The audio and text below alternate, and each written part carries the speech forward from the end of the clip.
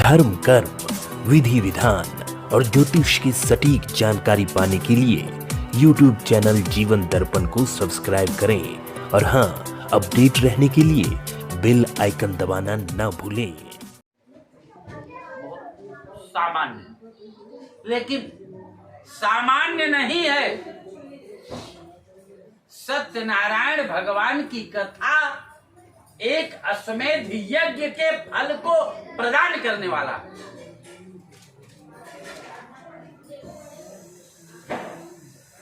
इस कलयुग में सत्यनारायण भगवान की कथा बहुत अच्छी है और सत्यनारायण भगवान की कथा स्कंद पुराण में लिखा है। जब श्री कृष्ण यहां से चले गए, पांडव भी चले गए और पांडवों के वंशज के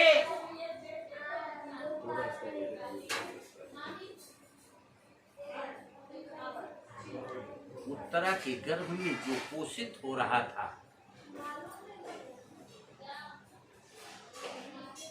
जब वो राजा हुए जिनका नाम था परीक्षित, परीक्षित के राज्य में ही कलयुग का वास हुआ न।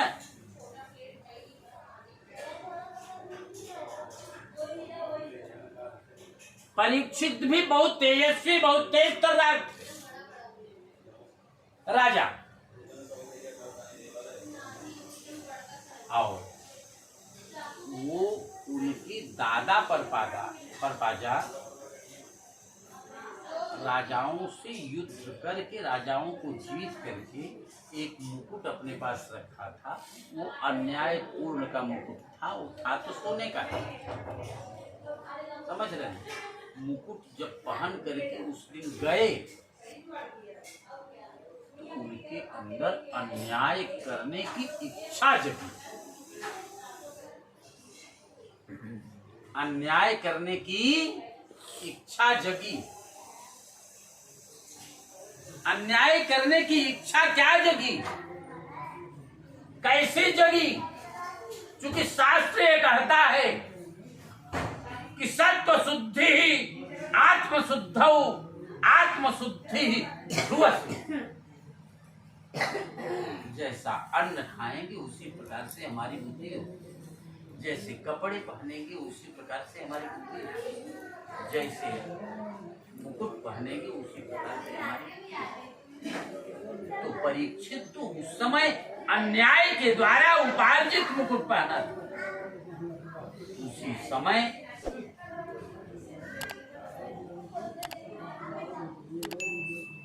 कलयुग का प्रवेश, समझ गए? आओ देखिए, मन कहां से भटकता है किसी का। उनके मन में प्यास लगी कि मुझे पानी पीना। अब प्यास, पानी को खोजते खोजते जंगल में घुस गए अंदर। एक ऋषि का आश्रम मिला, जिन ऋषि का नाम था श्रृंगी। और श्रृंगी ऋषि इसी प्रकार से साधना करते थे। और श्रृंगी ऋषि का बेटा एक छोटा था, वो कहीं जंगल में खेलने के लिए गया था।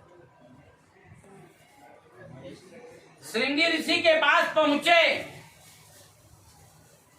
और उन्होंने ये कहा कि मुझे पानी पिलाओ, मुझे पानी पिलाओ। अब वो साधना में रत थे, साधना कर रहे थे, कुछ बोले बकरे भी नहीं। वहीं से कलयुग का प्रवेश समझ लीजिए इनके दिमाग में, परीक्षित के दिमाग में आया। परीक्षित कहने लगे कि मैं राजा परीक्षित, मेरा अपमान कर रहे हो। क्रोध में आए और वहीं आसपास में एक मरा हुआ सर्प था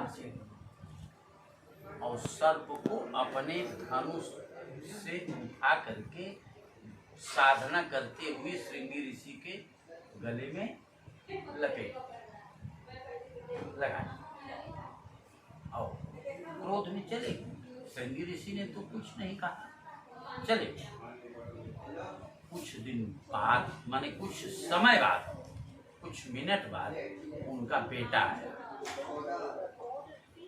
और बेटे ने देखा, बेटे को बहुत बुरा लगा, किसने ये किया, किसने ये किया।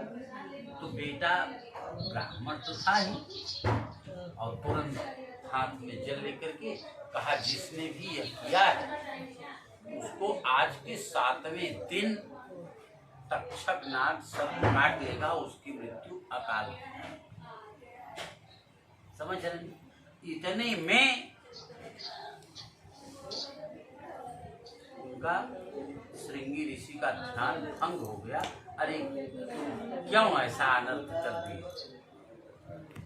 तो राजा परीक्षित थे, उनके आने पर मैंने उठ करके उनका सम्मान नहीं किया, इस नाते ऐसा उन्होंने कर दिया। क्यों किए थे जानते? जब कलयुग आया तो कहा कि हम आपके राज्य में निवास चाहते हैं, तो उन्होंने 4 जगह निवास करने के लिए कहा, जहाँ पर जुआ होता रहे, जहाँ पर शराब मदिरा होता रहे, जहाँ पर वेश्यागिरी होती रहे, जहाँ पर अन्याय। अब ये न राजा जुआ भी नहीं करते थे, शराब भी नहीं पीते थे, वेश्यागिरी भी नहीं करते थे, अन्याय भी नहीं करते थे। तो राजा पर तो अपना अधिकार होना चाहिए। कलयुग ने रोक आकर के कहा, महाराज एक जगह और हमको दे दीजिए, हमारे मन का जगह दे दीजिए। दोनों कहा कि सोने में जगह मेरा वास, कहा चलो सोने में तुम्हारा वास, सोने में तुम्हारा। जैसे ही उन्होंने कहा ये उमस्त वहीं रखते, जैसे ही उन्होंने ऐसा कहा ये उमस्त, वैसे ही कलयुग छोटा रूप बना करके उनके मस्तक में बैठा, वहीं से अन्याय शुरू। समझ रहे? अब श्री कृष्ण भी चले गए थे,